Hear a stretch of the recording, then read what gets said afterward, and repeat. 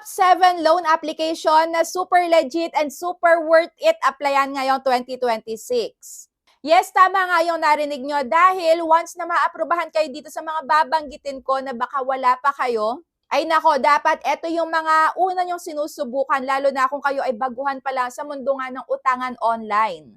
Dito hindi kayo magsisisi na makautang dito dahil ang baba lang din ng interest at ang laki din ng pwedeng ipaloan sa inyo. Pwedeng-pwede sa mga gustong maghanap buhay, ayan, gustong magsimula ng business nila. Dahil dito, hindi ka nga lang basta-basta pauutangan ng 1,000, 2,000, 5,000. Dahil pwede ka nga ditong pautangan ng up to 250,000 pesos. O di ba monthly installment pa yan at hindi 7 days lang.